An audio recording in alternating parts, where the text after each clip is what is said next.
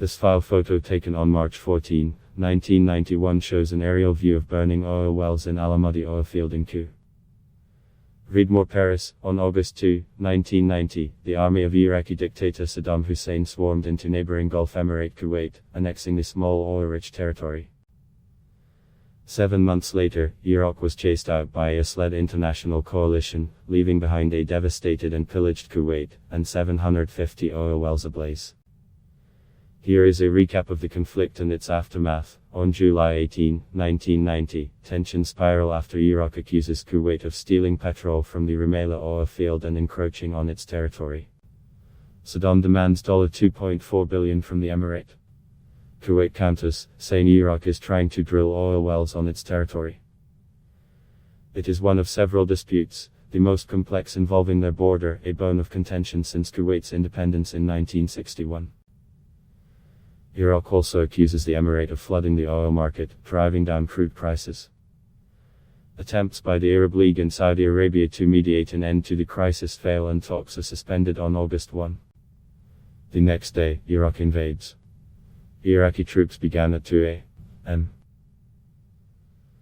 local time to violate our northern borders, to enter Kuwait territory and to occupy positions within Kuwait, Radio Kuwait announces in its first news bulletin. It is followed by patriotic music and calls on Kuwaitis to defend their land, their sand and their dunes. Violent clashes with heavy weaponry break out in Kuwait city between Kuwaiti units and the Iraqi army. Faced with Iraqi troops and 300 tanks, the strong Kuwaiti army is overwhelmed. The capital falls that morning and Kuwait's head of state Sheikh Jabir al-Ahmad al-Sabah flees to Saudi Arabia. His brother Fahd is killed as the Iraqi troops seize the palace. In Baghdad, official radio announces the end of the traitor regime it accuses of being an accomplice in an American Zionist plot aimed at undermining the recovery of the Iraqi economy. The international community condemns the invasion and oil prices soar on world markets. At an emergency meeting, the UN Security Council demands the immediate and unconditional withdrawal of all Iraqi forces from Kuwait. Washington freezes Iraqi assets in the US and its subsidiaries abroad, along with Kuwaiti assets, to prevent them benefiting Baghdad. The Soviet Union, Iraq's main arms supplier, halts its deliveries. On August 6, the UN Security Council slaps a trade, financial and military embargo on Iraq. 2 days later, the US President George H.W. Bush announces he is sending troops to Saudi Arabia. Iraq closes its borders to foreigners. Thousands of Western, Arab and Asian civilians are held against their will in Iraq or Kuwait, with some 500 people used for months as human shields at strategic sites. On August 8, Baghdad announces Kuwait's total and irreversible incorporation into Iraq. Later in the month, Iraq annexes the emirate as its 19th province. Kuwait is part of Iraq, Saddam declares.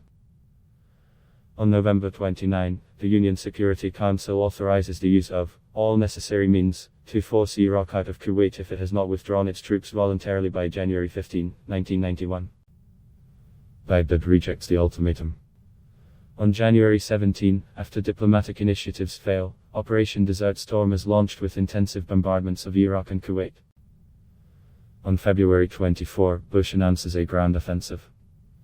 The Allied troops free the emirate in days.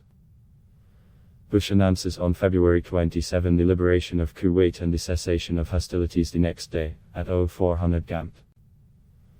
Iraq accepts all UN resolutions. The crisis divides Arab states.